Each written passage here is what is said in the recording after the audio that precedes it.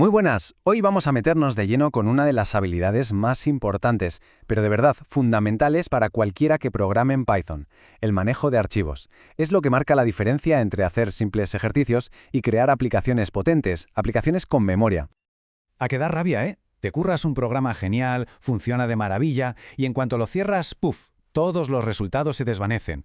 Eso es porque viven en la memoria RAM, y la RAM es súper olvidadiza. Hoy vamos a solucionar ese problema para siempre. Bien, esta es nuestra hoja de ruta.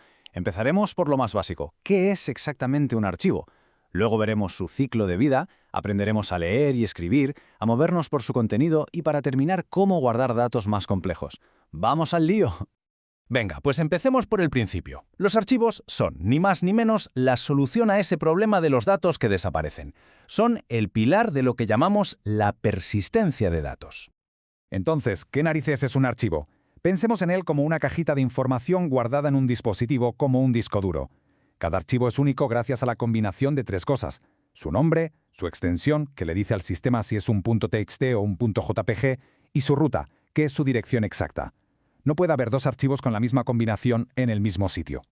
Y aquí está la palabra mágica: persistencia. A diferencia de una variable que vive y muere con el programa, un archivo permite que los datos perduren.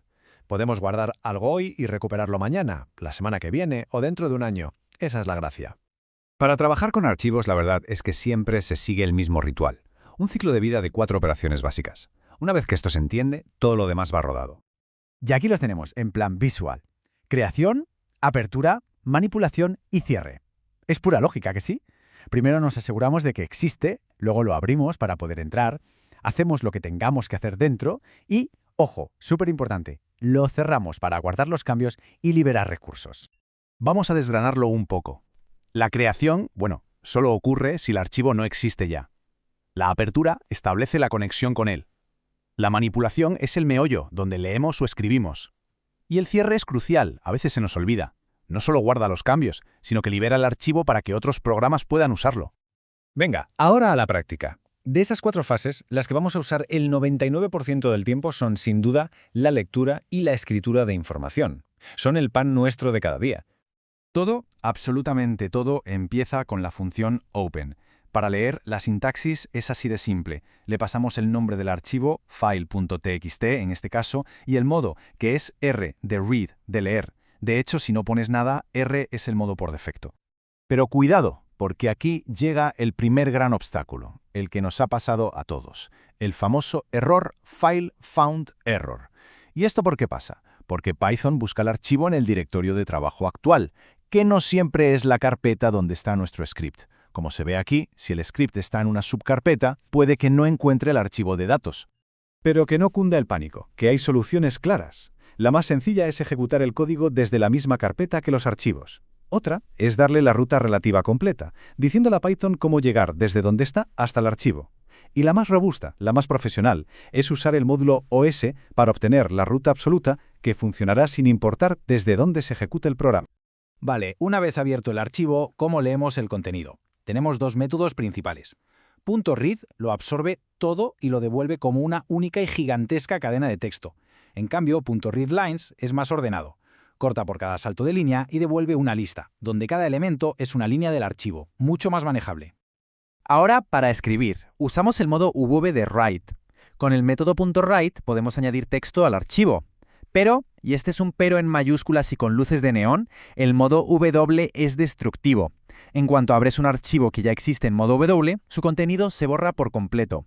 Incluso antes de que escribas nada nuevo. Hay que tener muchísimo cuidado con esto. Así que el punto crucial es este: si lo que se quiere es añadir información al final de un archivo sin cargarse lo que ya había, se necesita usar el modo A de append. Este modo coloca el cursor al final del todo y permite añadir contenido de forma segura, sin romper nada. Vale, ya sabemos leer y escribir. Pero los archivos no son solo para leerlos de principio a fin. Podemos movernos por ellos, saltar a puntos concretos. Para eso, necesitamos entender el concepto del puntero. El puntero, o offset, es como el cursor que parpadea en un editor de texto. Es un marcador interno que le dice a Python dónde debe empezar a leer o a escribir la próxima vez. Se mide en bytes y cuando abrimos un archivo siempre empieza en la posición 0, al principio de todo. Y para controlar este puntero tenemos dos herramientas esenciales. Con el método .tel le preguntamos a Python, oye, ¿dónde está el puntero ahora mismo? Y con .seek le damos una orden, ve a la posición de byte número n. Esto nos da un control absoluto para saltar a cualquier parte del archivo al instante. Hasta ahora hemos hablado de texto plano. Pero ¿qué pasa si queremos guardar una lista, un diccionario o un objeto más complejo? Para eso, Python nos ofrece herramientas especializadas, como los módulos Pickle y Shelf. El módulo Pickle es genial para esto. El proceso es simple. Para guardar, usamos pickle.dump en un archivo abierto en modo WB, escritura binaria. Esto convierte nuestro objeto Python en una secuencia de bytes. Para recuperarlo, abrimos en modo RB, lectura binaria, y pickle.load reconstruye el objeto original a partir de esos bytes. Nuestro objeto complejo vuelve a la vida. Aquí está la diferencia clave. Con Pickle guardas un solo objeto en un archivo, por ejemplo, una lista entera de puntuaciones. Si quieres añadir una nueva, tienes que cargar toda la lista, añadirla y volver a guardarlo todo. Shelf, en cambio, trata el archivo como un diccionario.